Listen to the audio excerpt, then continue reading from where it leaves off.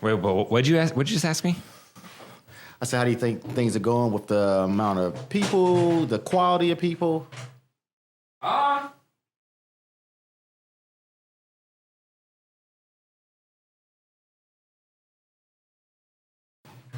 You mean as far as like what's developing with the podcast and everything? Yeah. Dude, honestly, I think it's going good. Like, I think so too. I've been rocking with like one a week, which is kind of low. Like I wish I could do more. Like I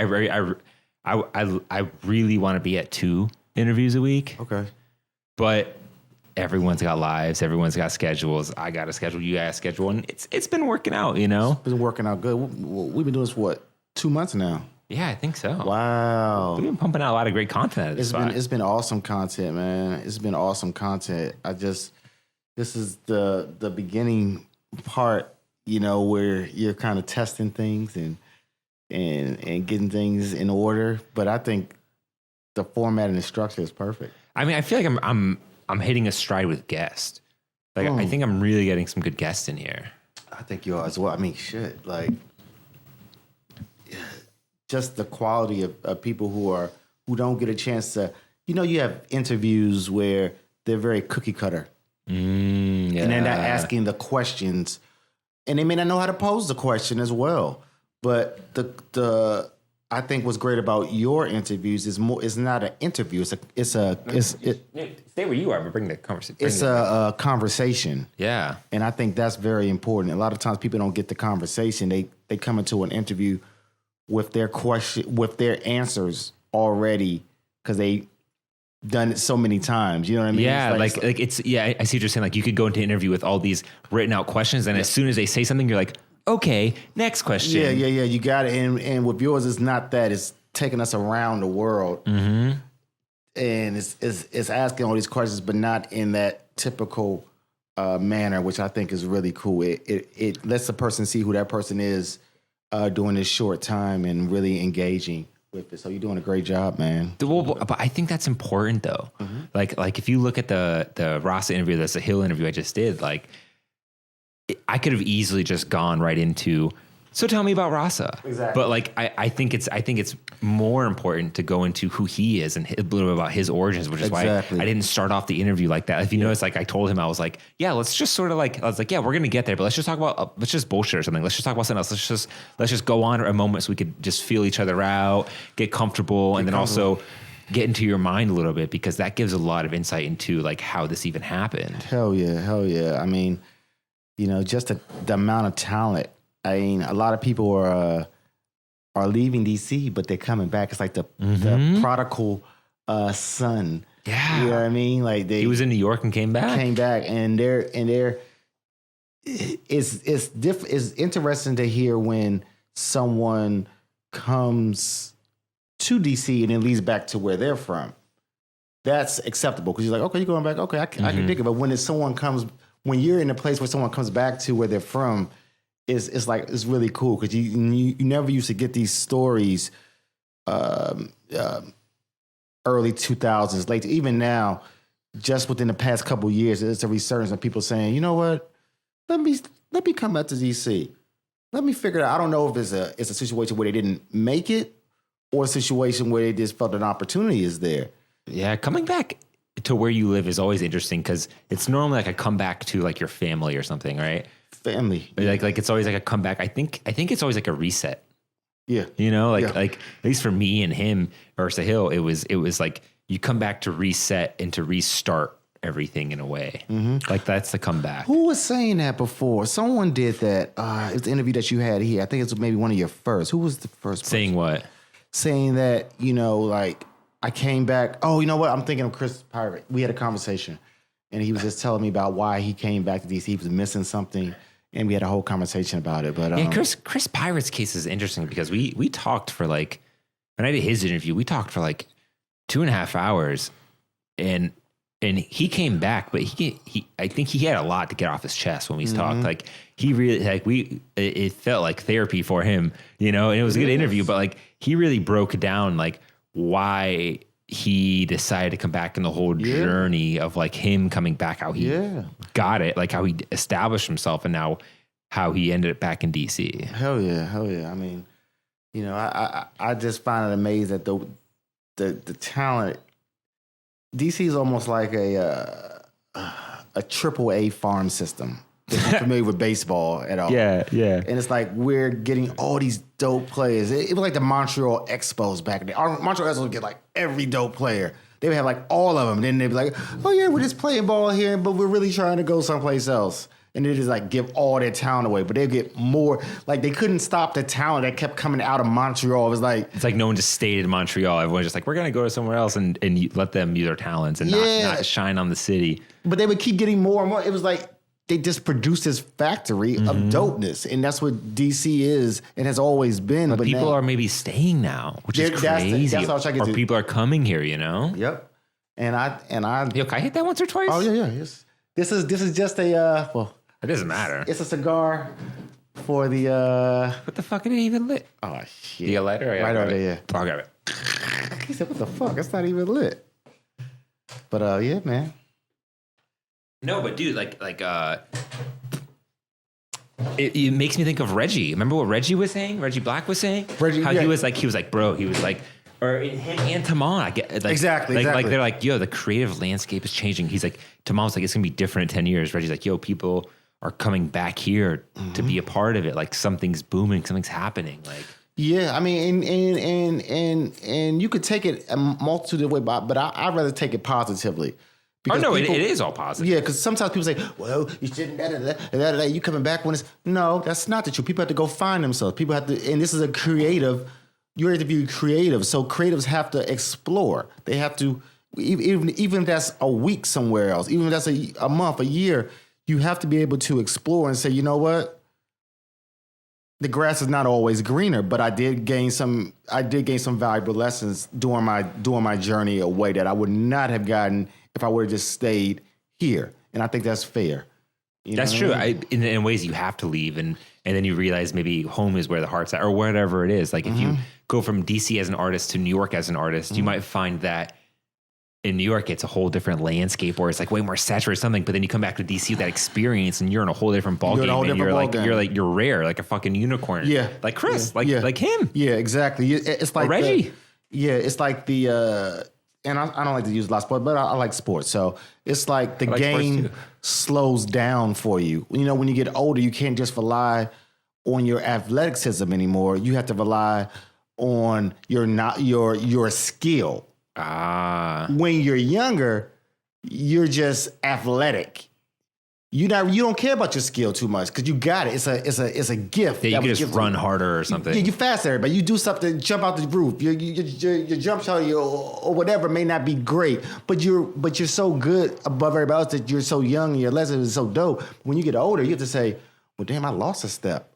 Right? Now, where does my skill take place? How does my photography, how does my network, how does my stuff that I put in so much work into before that pay off now that I don't have that step in the game where I can just rely on my youth? Yeah. You know what I mean? So, and I've noticed that from all the people you've interviewed, they had that session where they relied on their youth and they relied on almost their ignorance as their youth to pretty much be like, yeah, I can mess up. I'm 22, 23, 24. It doesn't really, you know what I'm saying? I'm just exploring. But when they get really into it, they're like, yo, okay, I got to put my skill now comes in. And skill is something you have to work at.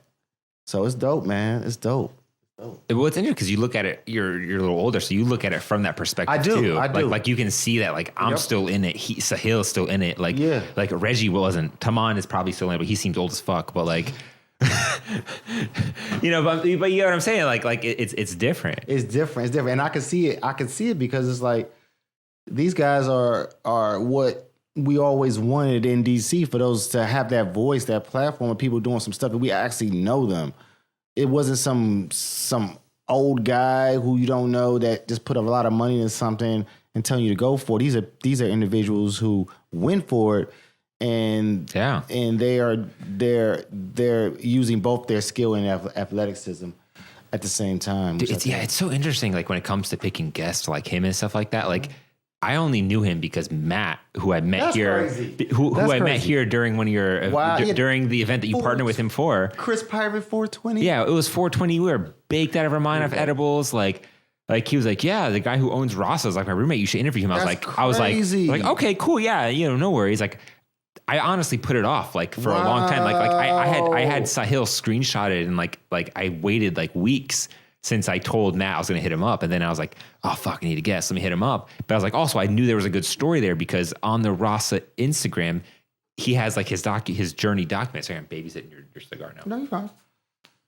And I was like, there's something good there. Like there's something to be said there that people would connect with. But you just never know what you're going to get into. But dude, enough about me, dude. Like, how's it for you, man? Like, for people who are watching this, like, dude, or listening, you're in the middle of like massive renovations in here. You got track lights coming up. You got like moss in the fucking ceiling.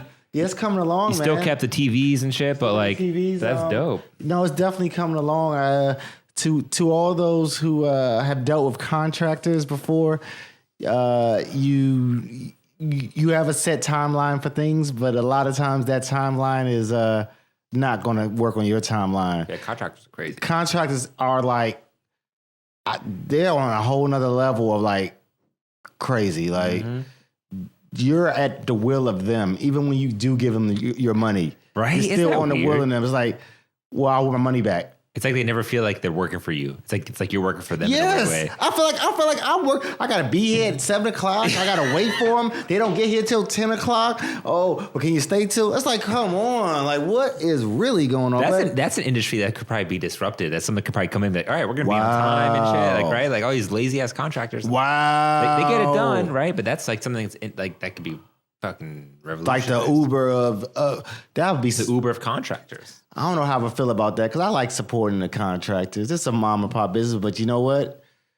There are disruptors, and so how do you feel about like how Home is like shaping up like this year? How do you feel like it's going?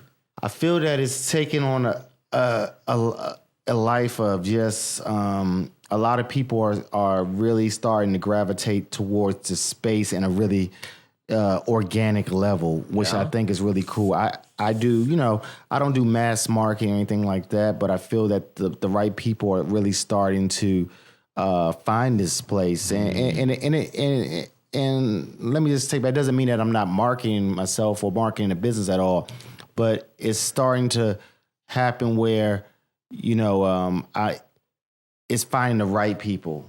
Because you could get a bunch of people in here who aren't what it is that you're trying to market towards.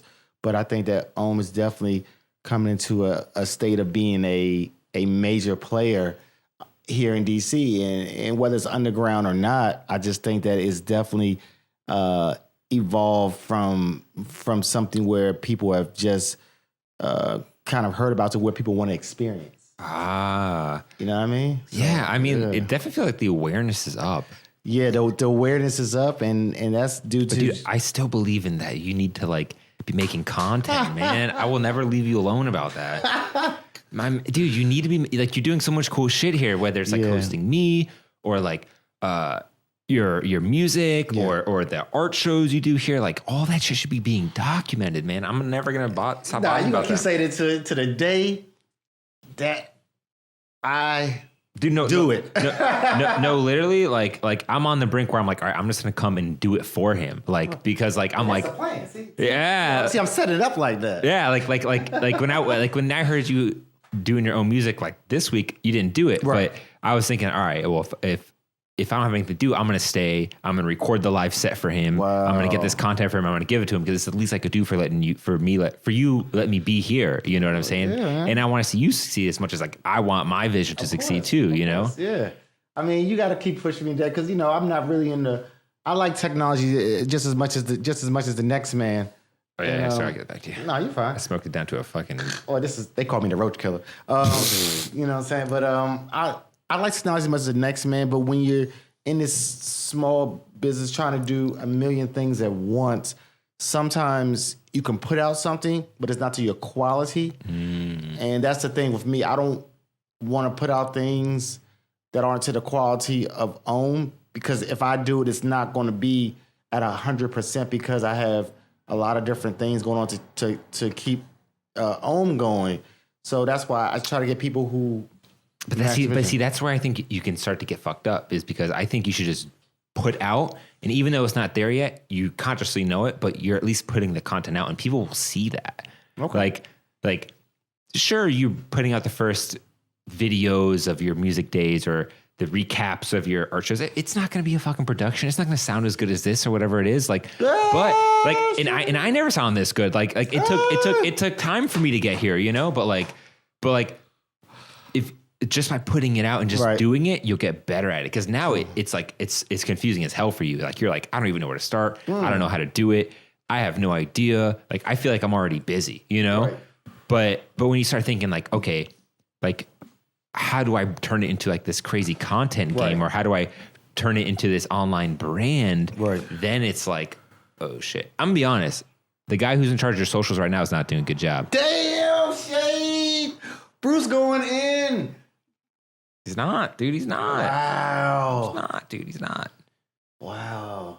Hopefully all this is not going to be put on camera. Nah, it all is. No, and the thing is, I have no shade towards him. I think he's an awesome dude. I just don't think he's doing you justice.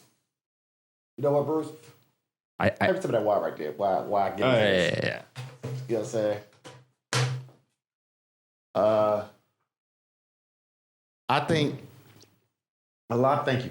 I think a lot of times in this industry, when especially, I don't want to say younger, because I've had some dope people who were younger doing their thing. They ain't need me for anything, and they come up, they set up, they do their thing. They're so professional. It's amazing. I think that sometimes with me, I feel that one thing I like to do, I like to encourage people. I like to empower them. And sometimes I feel that when I do that, they feel like they're the shit after that. You do take a risk on people, though. I take a risk. You always invest in people. And they end up doing something here or getting a plug there from doing something here. And they kind of slack. They don't have the hunger in it because they think, oh, yeah, it's dope. I've done this. Now I'm entitled. Now you should come chase me. Or it's like, no, you just getting started. I'm the farm system. Yeah. You should, you know what I'm saying? I'm setting it up for you to go to the next level. I'm not the level. I'm one of the levels, but like Meek say, there's levels to it. Yeah. Now, what level are you trying to be at? If you're trying to stay on this level that I am, that I created for myself, then okay, but I'm not, that's not my goal. My goal is to get you to the next one. Now, if you're not trying to do that, I can't do anything more for you. You know, I recognize your talent. I've invested in your talent. And you feel like you've made it off of a couple things. See, but the thing is that, like, if I was like one of those young cats, 21, 22, where it doesn't matter how, but young cat who's hungry to get into the social media game, and I saw you, I'd be like, I would be like, holy shit, I could take what they're doing and make it a fucking massive brand or a massive social output into what it's doing. Like, the opportunity is insane, but it's like people never seize on it. But I also think it starts with you. Yeah. You know, sure. like to depend on someone else to be like, get my socials popping, right? You know, or like create this content, right? You know, I think at one day it starts with you being like, okay, fuck, I'm gonna have to learn this YouTube shit. Yeah, I'm gonna have to learn how to record a live set and do a thing, because that way when someone comes along, you can just show them how to do it. And eventually, like the way I've seen it with all like epic brands or whatever is, you and include myself, it's like we have to do it ourselves until someone else believes in it. And then they come along and they help you out. And they may not even stay the whole time. They might leave later because they feel cool or they switch their minds or something. But then they go and do everything. But I think just what you're doing in the content grab there is just insane. Yeah. Nah, you're right. And I've been, even today when I started posting stuff on social media, I was going to wait for whoever to do it. I said, you know what? I got it. Let me go ahead and let me go ahead and figure it out. Yeah. You know what I mean? And you know, that's the thing. You have to be a jack of all trades when you're running your own business. And it doesn't mean that you're the master of any, but you have to be able to know the functions of all. Yeah, you have to know how to do it. That's why I look at Malik from E! a lot. Yeah. He is both the designer, he's the face of the brand. Like he like you watch his story and you're like, what the fuck? Like this guy is like you're like watching it. Yeah. Like he's getting his own lane and how he's orchestrated it, you know? Yeah, totally. But he's also the face of his brand. You're not the face of Home, which is interesting. Which is very interesting. Is that on purpose? Yeah, kind of. You know, I don't like looking at myself. I just think it's weird. What do you mean, dude? Good looking dude. What do you mean you don't like looking at yourself? Thank you, man. Thank you, ladies. Taken. But I don't know. I think maybe I need to start to do that more. I really do. Start to need to be the face of the brand more, and really, really, truly say, you know what? Let me be a DIY. Yeah, I mean, all the way down to the damn Instagram. You know, I was doing it at first, and it was fine. But when you know what, you're right. I have a couple other people who have in the wings, but like you said, you can't depend on those. You can't. Like the Tuesday music things are so fucking cool and they're such a vibe. It's so fun. Like that. Like this place could get so packed and like fucking lights and just popping in shit. Like I could see that, but I think you're just leaving so much on the table by not being on your social media and being like, yo, home music is today. And like, or having a flyer for it or being like home music is today or featuring at, you know, this DJ tagging the caption and then that DJ shares it or someone else sees it on your story who follows you and like, oh shit, I didn't know about this, but I'm going to go to this tonight. And then like, or maybe, I like it. Or maybe you have like a simple flyer that someone makes or whatever, or you get it done on Fiverr or whatever the fuck you gotta do. And then that's, you just hit up people that you know, hit up me, hit up someone else. Like, hey, can you share this? Yeah, of course. You'll happily share it. You know, people love to share stuff like that. You know, like you already have a fat network. You know, imagine if Chris Pirate posted it and Matt posted it and Sahil posted it and I posted it and any of the guests on here posted it. Like, not only like if they couldn't make it, they at least want to advertise for or market it for you. You're right. I need to start utilizing the network. Yeah, but I think the problem that I've run into with it is that like I have nothing to promote. Well, you got your podcast. No. I have nothing to promote for you. Like I have nothing to be like, oh yeah, here's the flyer. Like it's just like at home tonight. Like if you had like a vibey ass flyer that matched your vibe, and like I already know you do something fucking tight. Right. And it was just like, boom. Like Tuesday. All right, I got it. Bro, I'm telling you, this shit would be like fucking Boiler Room, dude. Fucking, it's gonna be insane. A bunch of hot indie chicks just with armpit hair just dancing everywhere. Open the window because they might smell a little bit. That actually happens. I know it does, dude. It gets crazy. You were here for that. Yeah, I know. I didn't want to leave. I was like, oh my God, all these little hipster cuties in here. I did not want to leave. Yeah, but it's definitely you could definitely, you know, meet a nice person if you're on the market. Bro, but I'm just saying, man, like if you even showed that a little bit, like in your stories, like all these fucking girls, just like whatever, like, dude, guys would come, they'd go, girls would come, like it's just cool. And you got like chick DJs, like that's sick. That's actually one of my favorite parts of it is that it's opening it up to a lot of the women DJs, and I got to credit Hipster Woods for that because he's the person who gets all of the DJs. It's not me.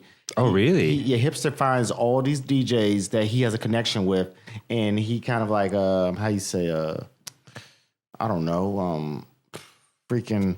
He just invites them to come, and they're all with it because they want to be a part of this process. You know, my goal is to one day freaking walk in here. It's like freaking like Mark Ronson or Virgil Abloh, and like only it's like 12 people here, or like Benji B or somebody like that. Somebody who I've let's be like, yo, I'm in here tonight. He'd be like, oh shit, Virgil's in this joint, and nobody would know about it. Damn. Only like 13 people would be like, yo, you know, I just came for this joint. Oh, Virgil was in that joint DJ like a motherfucker. Dang. That's my goal. My goal is to have people like that where they have to be able to, they want to have this underground emerging. Dude, is it Hipster Woods or Trash Woods? What is his? I know that's his tag. Hipster Woods is his name. But I know that's his tag. I see his shit everywhere. Trash? Yeah, Trash Woods. He writes it everywhere, right? Oh, he writes it on places? Yeah. I didn't know that. Isn't that's his tag, dude? I didn't know that. You didn't know that?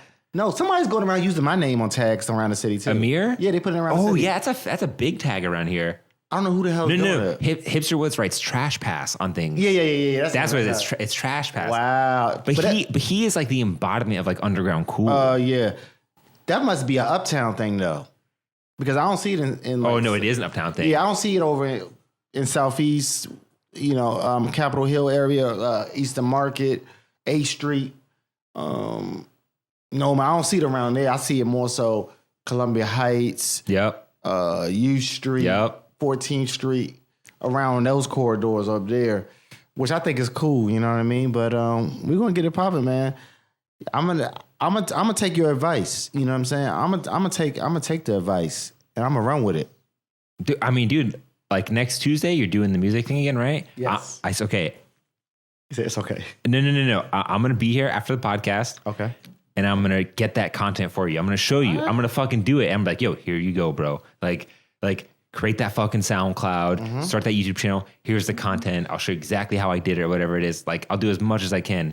And don't depend on me for it. But it'd be so easy. Give me the blueprint, baby. Exactly. It'd be so easy. I'll just plug in. I got everything here for it. Literally. I have like whatever I have here for this podcast is literally what you need to record everything.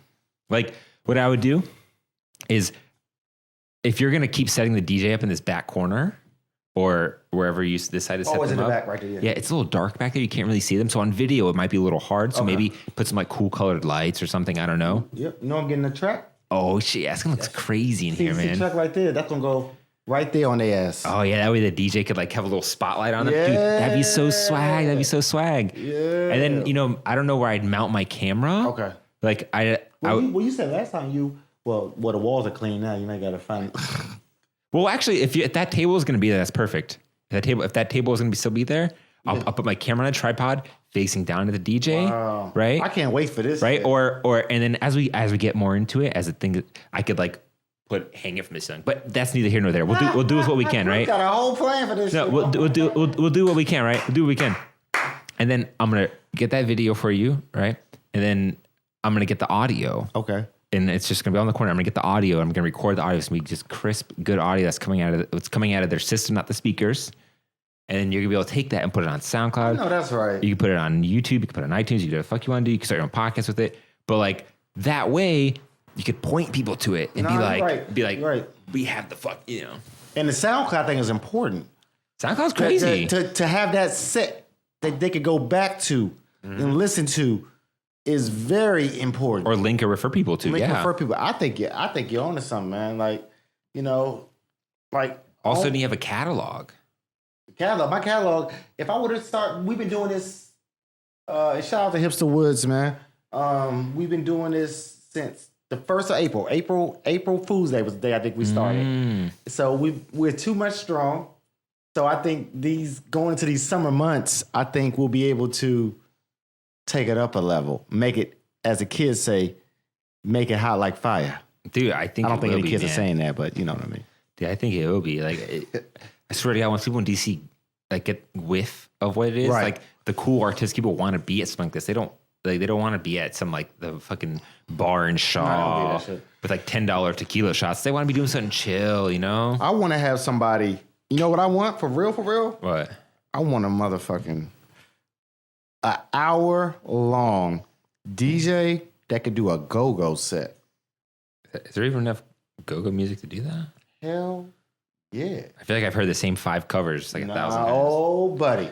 I'm not going to lie, bro. I'm not going to lie. It's dope. I feel like I've heard like It's My Fatty, the Kelly Clarkson one. Like, no, that's not it. That's not it. Yo, you got to understand.